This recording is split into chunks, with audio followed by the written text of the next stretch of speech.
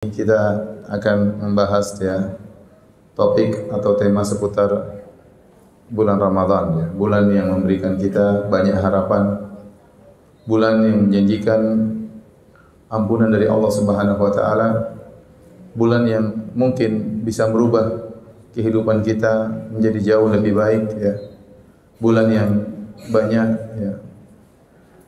memberikan kita harapan-harapan yang indah. Hadirin hadirat yang dirahmati oleh Allah Subhanahu wa taala.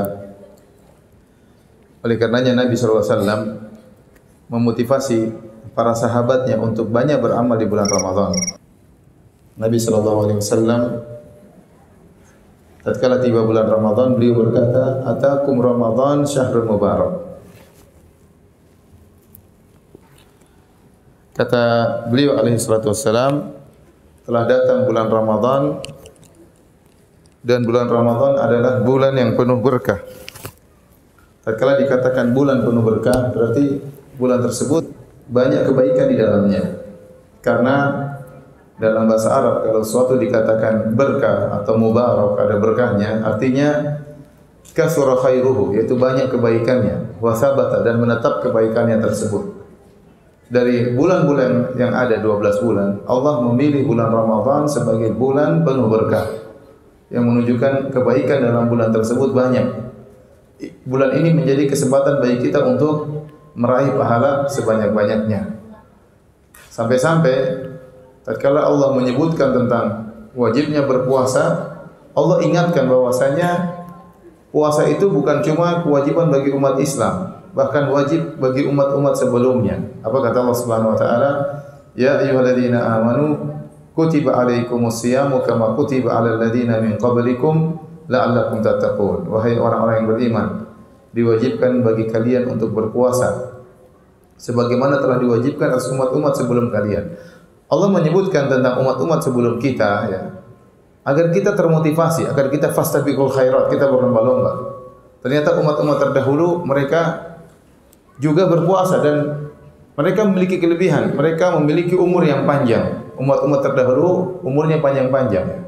Kaum Nabi Nuh saja sampai 1000-an tahun.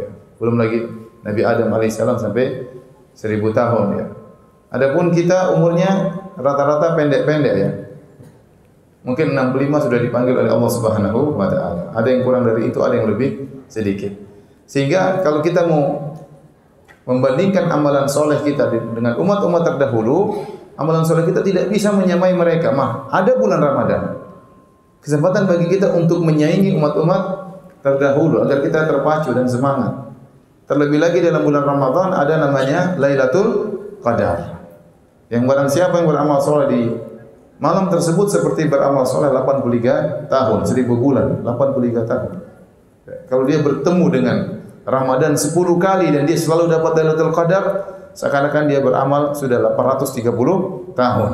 Kalau dia bertemu bulan Ramadan 20 tahun dan dia beramal soleh terus di bulan Ramadan dan mendapatkan Lailatul Qadar terus, dia sudah dapat sekitar 1700 tahun. Dengan demikian dia bisa menyaingi umat-umat terdahulu dalam beramal soleh. Makanya para hadirin, bulan Ramadan ini bulan spesial. Allah menjadikan bulan tersebut bulan istimewa sehingga dikatakan syahrun mubarak, bulan yang penuh dengan keberkahan. Setelah itu Nabi SAW mengatakan fihi tuftahu abwabul jannah wa tughlaqu abwabun niran wa tusaffadu syayatin. Kata Nabi SAW, di bulan tersebut pintu-pintu langit, pintu-pintu surga dibuka, pintu-pintu neraka ditutup, dan setan-setan dibelenggu. Maka ini semakin menunjukkan bahwa bulan Ramadan bulan istimewa. Yang pertama, pintu-pintu surga dibuka. Dalam riwayat yang lain, futihat abwabus sama, dibuka pintu-pintu langit. Dalam riwayat yang lain, futihat abwabur rahmah, dibukakanlah pintu-pintu rahmat. Jadi 3 riwayat. Dibuka pintu-pintu surga, dibuka pintu-pintu langit, dan juga dibuka pintu-pintu rahmat. Apa maksud dari dibuka pintu-pintu surga, dibuka pintu-pintu langit, dibuka pintu-pintu rahmat? Maka secara umum ada 2 pendapat di kalangan para ulama. Yang pertama bahwasanya dibuka pintu-pintu surga artinya secara hakikat benar-benar dibuka pintu-pintu surga. sehingga memberi harapan kepada orang-orang yang bertemu dengan bulan Ramadan. Ini pintu surga dibuka, tinggal kalian memasukinya. Tinggal ibu-ibu masuk dalam pintu tersebut. Bagaimana caranya beramal saleh di bulan tersebut? Kesempatan besar untuk masuk surga. Ada yang mengatakan barang siapa beramal saleh meninggal di bulan Ramadan pasti masuk surga. Ada pendapat sebagian ulama demikian. Kenapa pintu-pintu surga telah dibukakan bagi mereka? Mereka siapa? Bagi orang-orang yang mereka beramal saleh di bulan Ramadan. Ada yang mengatakan maksudnya ini hanyalah majaz, hanyalah kiasan. Tapi intinya kedua pendapat ini tidak bertentangan. Semua ulama sudah sepakat kalau pintu-pintu surga dibuka, pintu-pintu rahmat dibuka, pintu-pintu langit dibuka berarti banyak keberkahan yang Allah turunkan.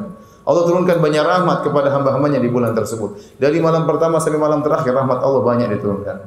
Allah turunkan banyak keberkahan. Allah ya obral ampunan, banyak ampunan yang Allah janjikan. Yang Allah berikan kepada orang-orang yang bertemu dengan bulan Ramadan. Makanya kita, ibu-ibu sekalian, yang kita sadari kita ini banyak dosa. Ya. Dosa yang berkaitan dengan pandangan, dosa yang berkaitan dengan pendengaran, dosa yang berkaitan dengan lisan. Ya. Apalagi ibu-ibu banyak yang mulutnya ember ya, repot. Makanya kesempatan bagi kita untuk bertobat di bulan Ramadan. Selamat bagi kita. Untuk meraih ampunan. Kenapa? Pintu-pintu surga dibuka. Dibuka dari malam pertama sampai akhir bulan Ramadan.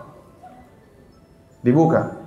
Kalau di hari-hari lain, terkadang pintu surga hanya dibuka Senin dan Kamis. Contoh dalam satu hadis.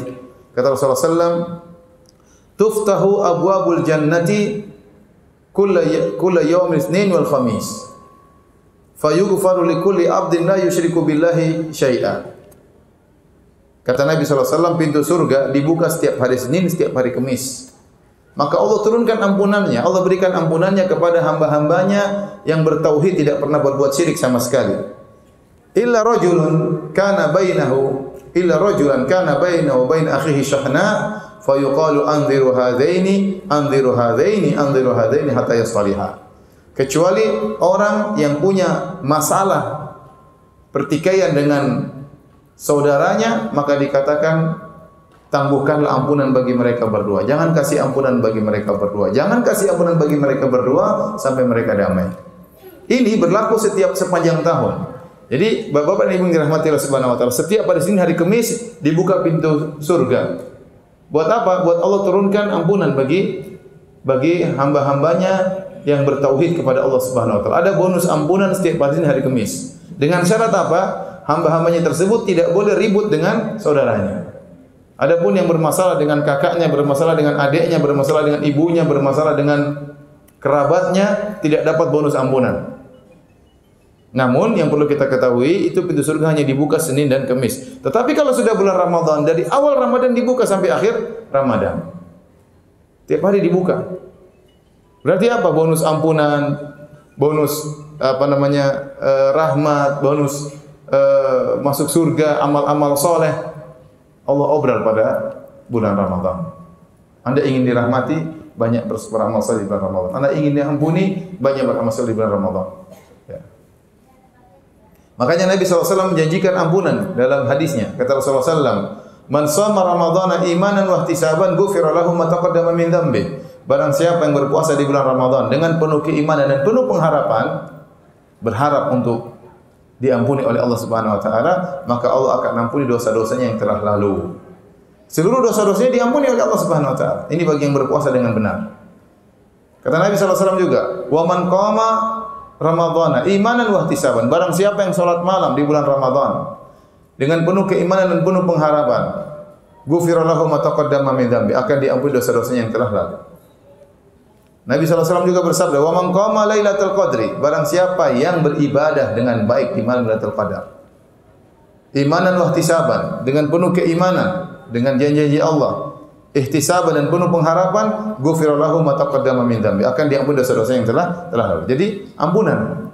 Jadi saya katakan bulan Ramadan adalah bulan ampunan dari malam pertama sampai malam terakhir. Makanya hadis yang sering disebutkan oleh para khatib bahwasanya Ramadan awaluhu rahmah wa awsatuhu maghfirah wa akhiruhu itqun minan nar, hadis dhaif. Kata Nabi sallallahu alaihi wasallam, dikatakan Nabi bersabda, Ramadan itu bulan yang 10 malam pertamanya adalah rahmat, 10 malam keduanya adalah ampunan, 10 malam ketiganya adalah pembebasan dari neraka jahanam. Ini hadis dhaif dan maknanya tidak benar. Hadis mungkar. Yang benar, ampunan, rahmat, pembebasan dari neraka jahanam itu berlaku setiap malam, bukan cuma 10 malam pertama. Tidak.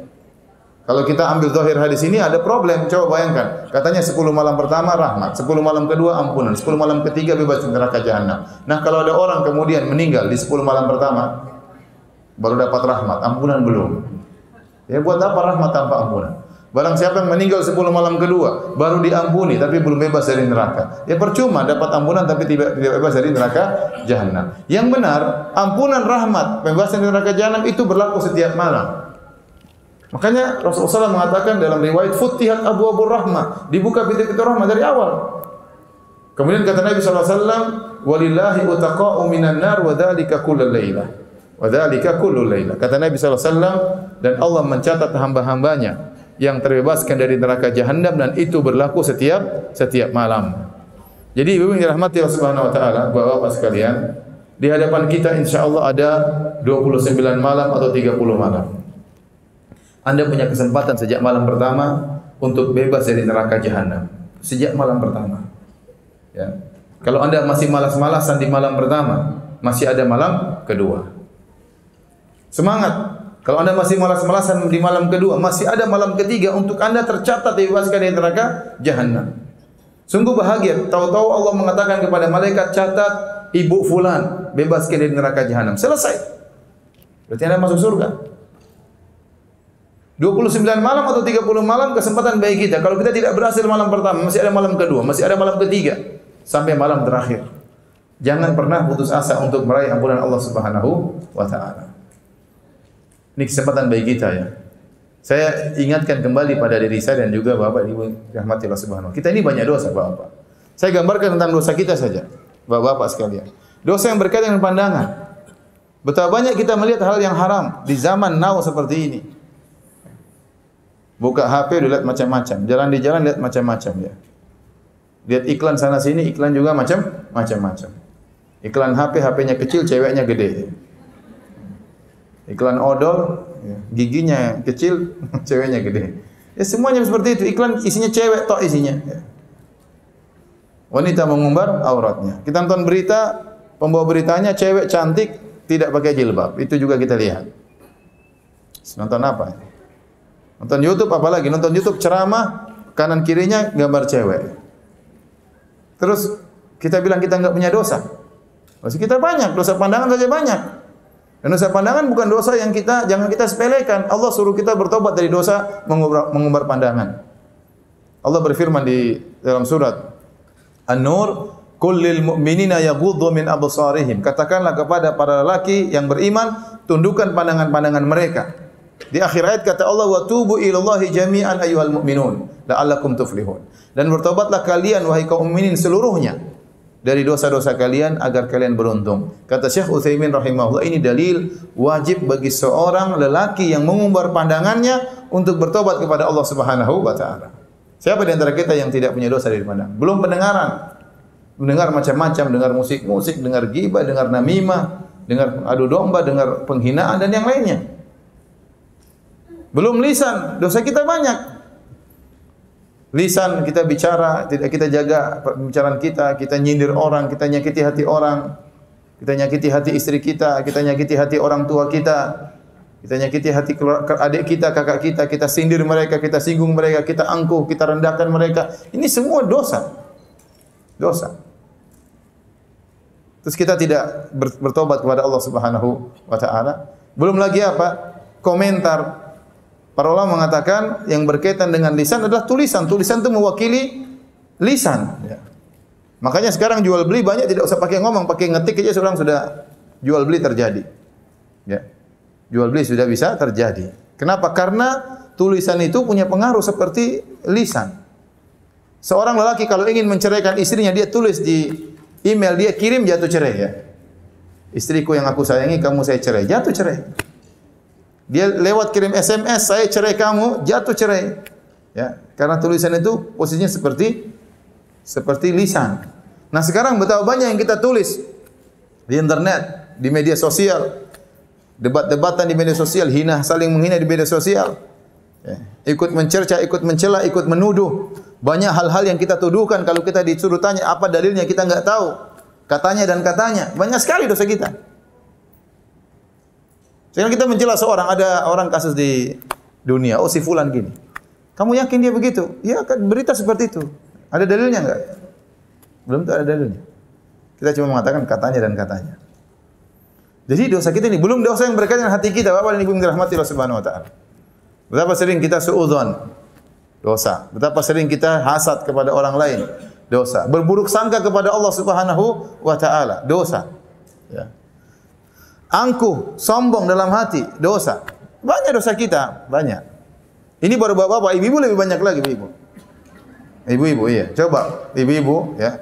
Makanya Allah mengatakan dalam Al-Qur'an, tatkala Allah melarang saling menghina, kata Allah, ya ayyuhalladzina amanu la yaskhar qaumun min qaumin asa an yakunu khairan minhum. Wahai orang-orang beriman, janganlah kalian mengejek satu dengan yang lainnya, bisa jadi yang diejek lebih baik daripada yang mengejek. Setelah itu Allah mengkhususkan para wanita, wala nisaun min nisa'in asa an yakuna khairan minhunna. Jangan sampai wanita mengejek wanita yang lain, bisa jadi yang diejek lebih baik daripada yang mengejek. Kenapa? Karena ejekan di kalangan wanita sangat lebih banyak.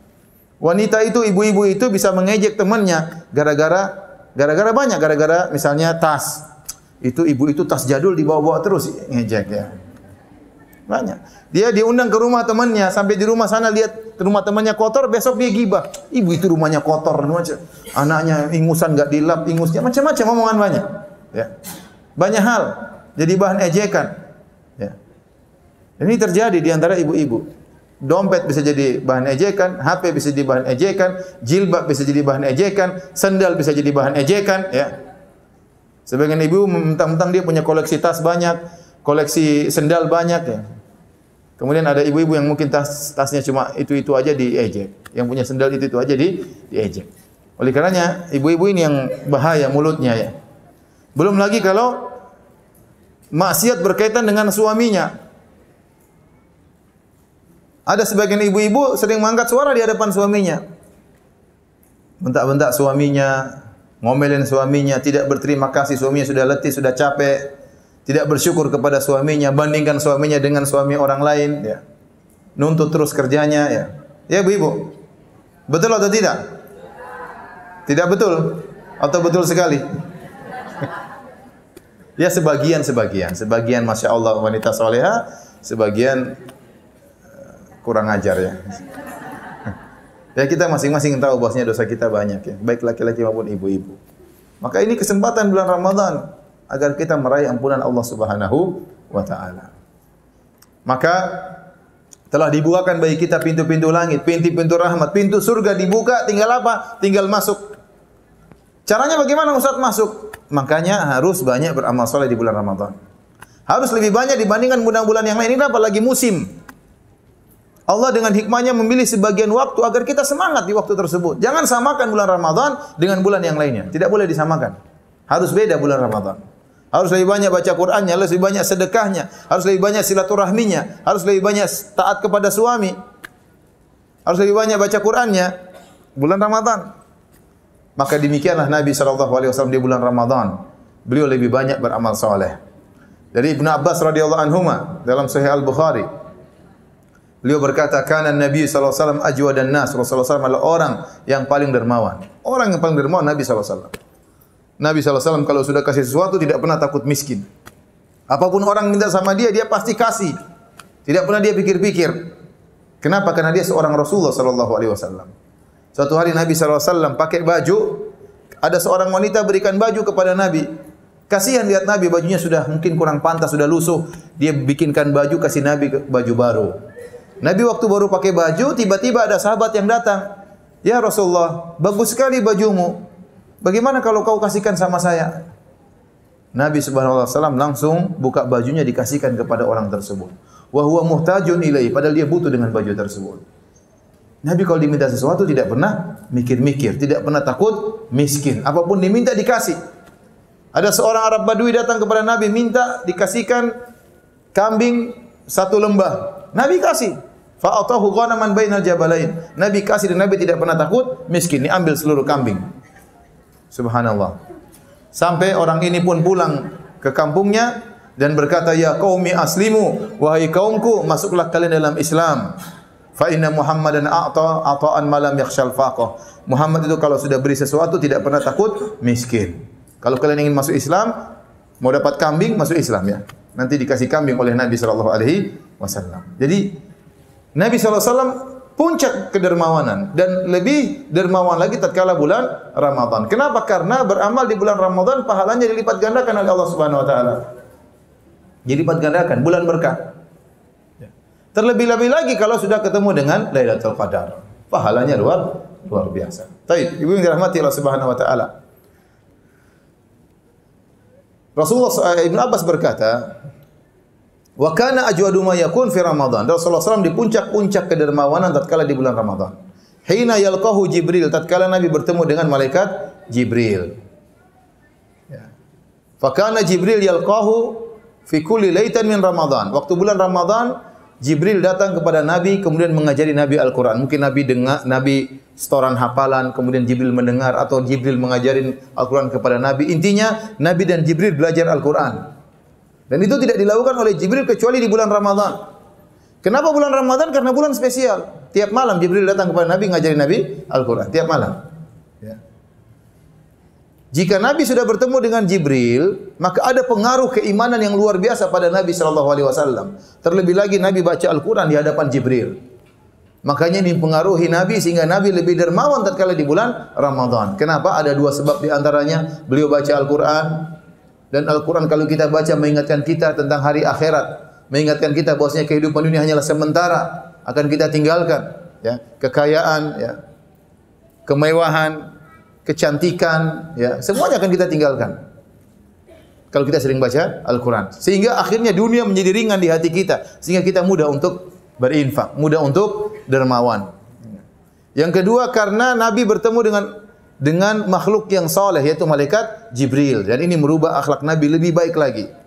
Maka Ibn Abbas berkata, "Fala Rasulullah sallallahu alaihi wasallam ajwadu bil khair min ar-rihil mursalah." Sungguh Nabi itu lebih baik daripada angin yang berhembus. Maksudnya apa? Angin yang berhembus itu cepat hembusannya dan kemana-mana hembusannya. Dan demikianlah Rasulullah sallallahu alaihi wasallam. Kalau di bulan Ramadan kebaikannya sangat cepat, tidak ditunda-tunda, dan kebaikannya ya mencakup banyak orang. Maka saya nasihati diri saya dan juga ibu-ibu sekalian, terutama bapak-bapak juga, di bulan Ramadan banyak dermawan, jangan pelit-pelit, ya, jangan pelit-pelit. Kalau terbetik hati untuk melakukan kebaikan, segera lakukan kebaikan, ya. Lebih dermawan, lebih berbakti kepada kedua orang tua, lebih berbakti kepada suami, lebih sayang kepada istri, lebih perhatian terhadap anak-anak, lebih menyambung silaturahmi, lebih banyak baca Al-Quran. Pokoknya amal soleh harus lebih. Kenapa? Karena ini musim panen pahala. Musim panen pahala. Maka insya Allah ya, selalu saya ingatkan kepada di pengajian-pengajian saya, Ramadan kali ini kita harus punya target, ya, baca Al-Quran. Dan saya targetkan kepada ibu-ibu, insya Allah tahun ini ibu-ibu harus khatam Quran 2 kali. Insya Allah ibu-ibu, kau ragu-ragu. Insya Allah ibu-ibu, apa 10 kali? 2 kali kurang kah? 2 kali apa 10 kali? 2 kali apa 10 kali? 2 kali ya. 1 kali ya sudah, tidak apa-apa 1 kali ya. 1 kali. Yang penting khatam ya. Ibu-ibu ada yang nawar 1 kali aja Ustaz ya, tidak apa-apa. Saya tahu ibu-ibu sibuk, makanya waktunya kurang. Sibuk Facebookan, sibuk sinetronan, sibuk macam-macam. Sibuk masak, sibuk ini. Jadi tidak apa-apa, waktunya kurang. Paling tidak Ramadan ini harus 1 kali khatam. Ya, 1 kali khatam. Dan itu tidak susah ibu-ibu, yang penting punya keinginan. Ya, caranya bagaimana? Dibagi-bagi baca Qur'annya. Kalau 1 kali khatam itu berarti ya kita baca 1 hari minimal 1 juz. 1 juz itu kalau Quran Madinah 10 lembar. 10 lembar. Nah, kalau 10 lembar tersebut kita bagi setiap 5 waktu, setiap salat kita baca Quran, maka kita baca setiap kali salat cuma 2 lembar ibu-ibu. Sangat mudah. 2 lembar saja. Ibu salat di rumah, sebelum salat baca 1 lembar, setelah salat baca 1 lembar. 5 kali salat sudah 1 juz. Tapi kalau dirapel memang susah.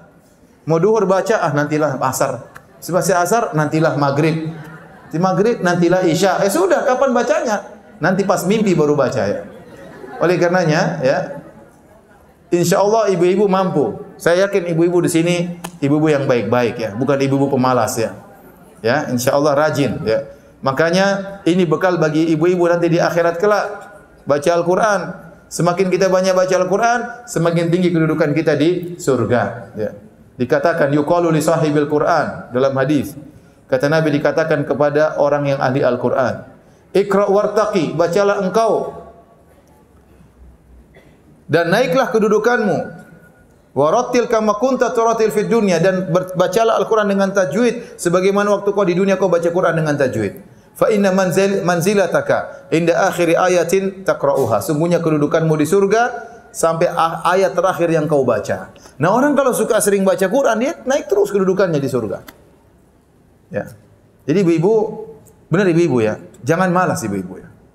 Ini kita berada di zaman sekarang ini, banyak hal-hal yang buat kita benar-benar waktu habis. Ya. Padahal sebenarnya ibu-ibu tuh waktunya banyak. Kalau bapak-bapak memang kita kasih uzur. Bapak-bapak pergi pagi pulang sore. Ya, kapan dia mau baca Quran? Ya. Dia kerja. Ibu-ibu kan banyak di rumah. Banyak di rumah atau banyak di mall? Banyak di rumah kan? Ibu banyak di rumah. Terus ngapain di rumah coba? Coba ibu mau ngapain? Hah? Apa kerjaannya? Apalagi ibu Masya Allah mungkin ada pembantu di rumah. Terus mau ngerjain apa lagi? Ya udah, belajar, baca Quran, ngurus suami. Ya. Tapi kalau banyak kegiatan yang tidak manfaat, tinggalkan. Apalagi bulan Ramadan. Ya. Saya tadi baru baca ada sebagian ustadz berkata, bulan ini saya mau hidup tanpa media sosial. Enggak tahu dia mampu atau tidak. Berarti apa? Tanpa Facebook, tanpa apa? Tanpa Instagram, ya. Tanpa apa lagi? Tanpa Telegram, tanpa semuanya. Ya. Kalau ibu bisa demikian, Masya Allah, waktu benar-benar ada.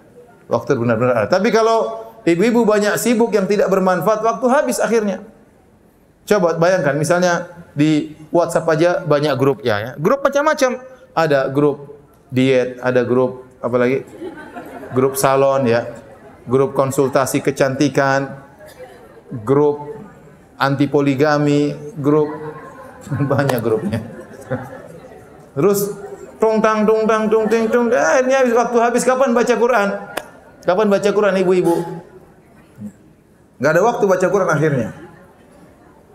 Jadi saya ingatkan ya kepada diri saya pribadi, kepada para bapak dan kepada ibu-ibu, bulan ini harus berbeda daripada bulan-bulan yang lainnya.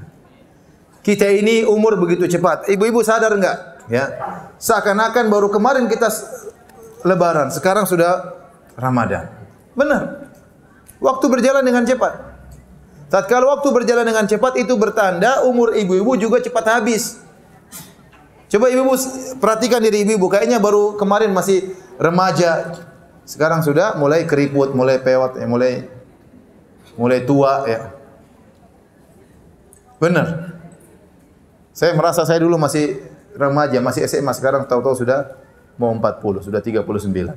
Tidak terasa. Ibu-ibu ada yang sudah 59. Ada yang 55 ya. Enggak kerasa. Nah, kapan lagi kita manfaatkan untuk beramal soleh, untuk menabung amalan soleh sebanyak-banyaknya kalau tidak bulan Ramadan ya. Maka semangatkan diri ya, bikin jadwal. Jadi bikin jadwal ibu-ibu ya, jadwal, dibuat jadwal. Jadi satu hari satu juz. Kalau belum harus selesai. Sebelum tidur harus selesai satu juz. Kalau ibu-ibu tidak disiplin, sudah Ramadan lewat, Al-Quran tidak khatam. Al-Quran tidak khatam. Dan banyak godaan di luar, banyak godaan ya. Yang membuat kita akhirnya lalai dari membaca Al-Quran. Ngobrol, WhatsAppan, chattingan, ini semua membuat kita habis waktu. Kalau ada teman-teman datang ke rumah kita belum selesai baca Quran, kita bilang mohon maaf, sebentar saya belum selesai. Sebentar satu juz itu kalau kita buru-buru enggak lama saya rasa. Kita baca insya Allah selesai baru kita ngobrol. Ya, kita ngobrol dulu dengan Allah Subhanahu wa taala. Baca dulu risalah Allah baru kita ngobrol dengan orang lain ya. Taib. Hadirin dan hadirat yang dirahmati oleh Subhanahu wa taala. Sering timbul pertanyaan, Ustaz, bagaimana kalau wanita datang bulan? Apa yang bisa dia lakukan di bulan Ramadan? Apakah dia bisa mendapatkan rahmat Allah? Apakah dia bisa mencapai ya ampunan Allah? Apakah dia bisa meraih Lailatul Qadar? Jawabannya bisa. Ya. Karena pendapat yang kuat di kalangan para ulama, wanita yang haid itu boleh baca Al-Quran tapi tidak boleh menyentuhnya. Saya ulangi, wanita yang haid, pendapat yang kuat ini pendapat mazhab Malikiyah dan dikuatkan oleh Syekh Utsaimin rahimahullahu taala, bahwasanya wanita yang haid boleh baca Al-Quran tapi tidak boleh menyentuhnya. Kalau ingin sentuh Al-Quran pakai kos tangan atau pakai pena atau pakai lidi, ya. Atau dia boleh baca lewat gadget langsung, tidak mengapa dia sentuh langsung, enggak ada masalah. Tapi kalau Quran tidak boleh wanita haid menyentuh Al-Quran, ya. Adapun zikir enggak ada masalah. Zikir sepakat ulama, tidak ada khilaf. Ibu-ibu bisa zikir pagi, ibu-ibu bisa zikir petang. Kenapa ibu-ibu malas berzikir? Zikir itu nikmat luar biasa. Biasakan diri.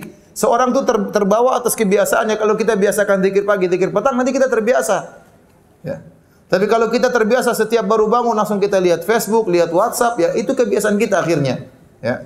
Jadi seorang biasakan dirinya. Seorang wanita, masalah membiasakan diri. Sebelum tidur dia biasakan diri baca 1/4 juz, jadi terbiasa. Dia punya jadwal rutin. Seorang wanita terbiasa sholat duha, jadi terbiasa. Masalahnya kita membiasakan diri atau tidak. Tatkala kita sudah merutinkan, akhirnya biasa. Saya dapati orang-orang awam ada yang terbiasa sholat duha. Selalu sholat duha. Saya dulu ketemu keluarga istri saya, ibu mertua saya dulu, Masya Allah, sholat malam selalu, tidak pernah dia tinggalkan. Sholat duha tidak pernah dia tinggal. Orang awam tidak pernah ngaji, mungkin jarang ikut pengajian. Tapi sudah jadi kebiasaan dia. Nah, seorang harus menyetel dirinya, memanage dirinya agar terbiasa melakukan amal saleh. Ya. Jadi saya katakan kepada ibu-ibu, meskipun haid boleh zikir pagi petang, boleh zikir apa saja, boleh kita subhanallah walhamdulillah wala ilaha illallah wallahu akbar wala haula wala quwata illa billah. Ya. Kita bisa la ilaha illallah wahdahu la syarika lah, lahul mulku wa lahul hamdu wa huwa ala kulli syai'in qadir. 100 kali di pagi hari, 100 kali di sore hari. Yang khilaf cuma baca Quran, boleh atau tidak, dan yang rajih pendapat yang kuat, wanita haid boleh baca Al-Quran. Sehingga target 1 kali khatam insyaallah masih bisa berlanjut meskipun seorang wanita dalam kondisi haid. Ustaz, kalau 10 malam terakhir ternyata wanita haid, bagaimana caranya dia dapat Lailatul Qadar? Lailatul Qadar itu, ya, meskipun wanita haid bisa memperolehnya. Ya. Intinya Lailatul Qadar itu seorang beramal soleh di malam tersebut. Meskipun wanita dalam kondisi datang bulan, dia bisa beramal, dia bisa berzikir, dia bisa baca Quran, dia bisa membangunkan anak-anaknya untuk beribadah, dia bisa bantu suaminya untuk beribadah, dia bisa bersedekah, berikan makanan kepada orang-orang yang sedang i'tikaf, dia bisa telepon orang tuanya, dia bersilaturahmi di malam hari tersebut, meskipun dengan telepon, dia bisa kirim makanan kepada orang tuanya, banyak yang bisa dia lakukan. Banyak yang bisa dia lakukan. Jangan nongkrong malam Lailatul Qadar kemudian nonton apa? Nonton sinetron. Jangan. Lailatul Qadar itu ibu-ibu, siapa yang beribadah di malam-malam ganjil di 10 hari terakhir pasti dapat Lailatul Qadar. Lailatul Qadar itu di malam-malam ganjil. Kalau enggak malam 21 ya malam 23. Kalau enggak malam 23 malam 25 atau malam 27 atau malam 29. Barang siapa yang beribadah full beribadah di 5 malam ini, 21 malam 23 malam 25 malam 27 malam 29, maka pasti dia dapat Lailatul Qadar. Dan artinya apa? Kalau ibu dapat Lailatul Qadar, ibu beribadah di malam tersebut seperti beribadah 1000 bulan. 1000 bulan itu 83 tahun. Jadi semangat ibu-ibu ya. Kalau ada ibu-ibu baca Al-Quran 1 jam di malam tersebut, kalau malam ini taruhlah 12 jam atau 13 jam, 12 jam. Malam ini 12 jam. 12 jam Lailatul Qadar itu nilainya seperti 83 tahun. Berarti kalau 1 jam berapa ibu-ibu? Coba kalkulator ibu. 83 tahun. 83 bagi 12 sama dengan 6,9, hampir 7 jam, 7 tahun. Jadi ibu-ibu kalau baca Quran 1 jam di malam Lailatul Qadar seperti baca Quran 7 tahun. Perhatikan ibu-ibu. Biar semangat, saya kasih matematikanya. Jadi kalau ibu zikir 1 jam di malam Lailatul Qadar seperti berzikir berapa tahun? 7 tahun. Iya. Semangat. Ibu sholat malam Lailatul Qadar 1 jam seperti sholat selama 7 tahun. Siapa yang kuat sholat 7 tahun? Siapa yang kuat baca Quran 7 tahun? Enggak ada yang kuat. Kita baru baca setengah jam udah ngantuknya luar biasa ya. Baru baca 1 jam, baru baca setengah jam sudah ngantuk. Apalagi baca selama 7 tahun. Siapa yang kuat? Maka ini malam yang luar biasa, terutama malam-malam ganjil. Makanya Nabi SAW begadang di malam-malam tersebut. Ibu juga begadang sama suami, begadang enggak apa. Minum kopi sambil baca Quran. Baca Quran, kemudian semangatkan diri. Tidur boleh, tapi jangan lama-lama. 2 jam, 3 jam maksimal bangun beribadah. Nanti paginya baru tidur, enggak ada masalah. Ya. Ini terutama malam-malam ganjil ibu-ibu. Tapi jangan sampai ibu-ibu kemudian di malam ganjil kemudian nonton berita, nonton ini, media sosial, ya. 2 jam, 3 jam lewat, ya. Tidur juga lama 6 jam di malam tersebut, ya. Sama seperti tidur 1000 bulan di malam tersebut, ya. Waktu hilang sayang ibu-ibu, ya. Maka saling mengingatkan. Kita ini saling mengingatkan. Apalagi kalau ibu-ibu sudah kompak sama suami, insya Allah target-target bisa tercapai. Target-target bisa tercapai. Ya, ini kesempatan untuk beramal soleh.